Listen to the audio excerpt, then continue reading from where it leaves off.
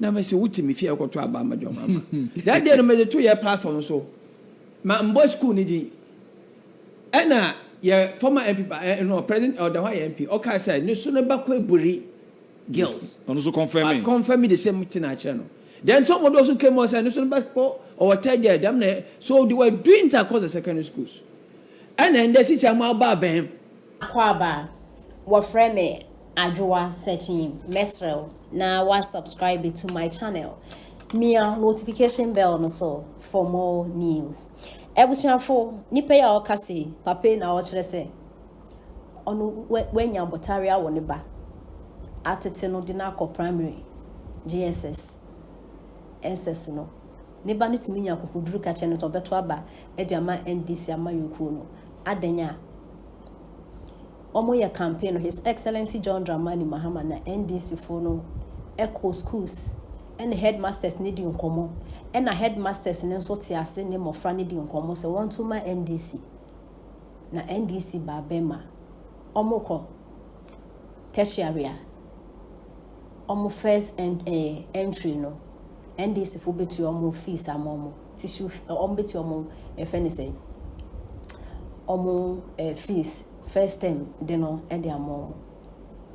into omuntu abama NDC ene mofra mono His Excellency the former president now don Akufo-Addo ahwemo form 1 SS1 SS2 SS3 no SS4 4 years in one pay omo perfecia school fees na sa new ene na wo pay nti mofra no you ungrateful eto abana de NDC amayuko no na na do ahwemo mo edidi mo school fees mo books everything mo se mo pa mo cha ba NDC ena papa yi say His Excellency na do John Dramani Mahama ebo sha ade che mo frani tin wonam so okoto abane ma wo enti any first and friends say entry no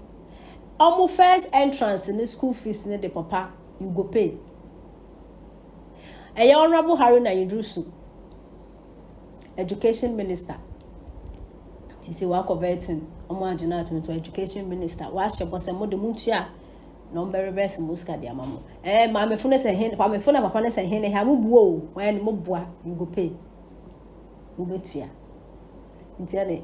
NDC amayoku mo amu jejereje na anu ya na mo kofa bai mo na mo shebo mo ndi so because His Excellency na Adon Akufo-Addo the castle the free SHS beba. Obai na was when yin a transition the behavior or appointing the ministers and a kumasi for mamefo and no cockety a trunk na chop box na pry so you crawl more de mama school and yasem ketwa musumonya sa musumu di mosebona mudi so ye nyanya mo kwa na mko Jehovah afi de mo beja Jehovah na assignments of God na mo kono mo de na aye mo asori na mo seba mo ndi so ntin se me call so oba oni sika odbeko university se ma we di anonso no omunnim enti anonso be yom favor se no omunnim ana no ni se omu yankora se me ka se omo no ayifo no omo mko ka asa asem me ba ena me kire se na wa akoka me ba na ote me fie no onu pese okoto mama hama yes osi school omo ya di na free se omo fight sa they always fight nti efi de no ba so kasa wa yedi na nkofra convince na say okoto abron koto majo mama na me say wuti me fie okoto aba majo mama that day no me the 2-year platform so ma mbo school ni din ena ye former MP no president or the MP okay say no so no ba ko eburi girls on so confirm me the same thing at channel then someone also came and said no so no ba ko or third year them so they were doing it across the secondary schools and then the teacher ma ba bam wo ba ba me dia wonim se wo betumi akotwa na wontu nkotwa o se na make and they must pay in the me right up be say school fees and for church no omo ba mari find am that's what they said it came up in even vetting the honorable education minister honorable Haradusu enti ye twen say honorable Haradusu obetegwa no so a oba frɛ yen nyina say mumba mu school me ba no okɔ say university sia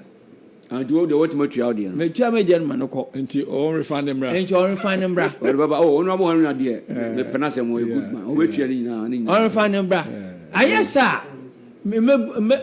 sa me kan sa youth ni mu say I game a policy and that. As I say, all right. They will promise you anything, but you won't get anything. The end is your mother. So this is the third time we know their track record. No one can do. All right. They be able to say, "Me dear menin that the paper be a Sophia ben we so." Say yami adom no so ye be paper. Praise God.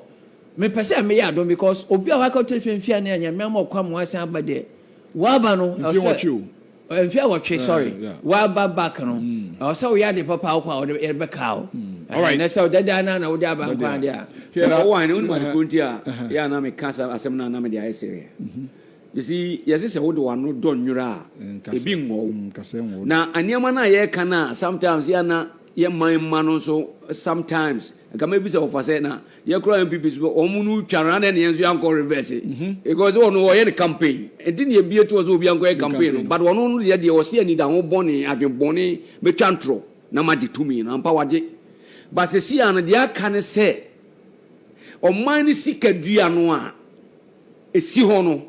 eno na sese wo wutimi ma ne fapem gina ne na so ansa na watimi aye niam aye so watimi ye nyina o okay eti ne omu no ekeka na ato ho te twetwi wo mu ni ade anya bibia ntira sa udi sika na bekwa akotua udi sika na betua kokodi no udi sika na betua fresu ya no eti eno momu na abedane wo mu adwendwene no a afa na ese wo mu ka wo mu tiri bom yie na se ne akokọ na tikase adodankwa akufo ado wi adwe a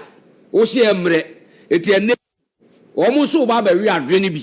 na omo so ni nyina mu free STS no anwan omo se an ye ne ka se ba omo so omo se ba e betwam ye ntwam ni nyina omo kekan enne ye be kai omo no mo ye ni nyina mako akosi tire na omo mankania no so asi so wa bra ni kwa so omo touch because omo touch nkania we pa dia enne ye de ntonton ba wakro mu mate ma men kan we na men ko break mema etiefu aba mu bi na omo so ache omo adwen kakra ye da sese ehia akoton kokoma ento no kure amadwoma ye se din ma me pacho ye froze e fra me antiama na enu ama o si edwom ti say edwom de enye kura den na si den na asesa ya to abawie ye se kim Ghana nyakopon se ene mu nue enti no kure ni edwom de enye ko si endue Ghana yendue say senya ya di education akoton kokoma enti no kure amadwoma ye se din education and about so ye sugu ye yam because ne man ko free HS and as say abanti abata nyina obi esu hwe se ne ba betimi akobi se first na to no kure ne edwom de ye to abawie ye kim de obi enu ababusa no baka se edwom ye enye sa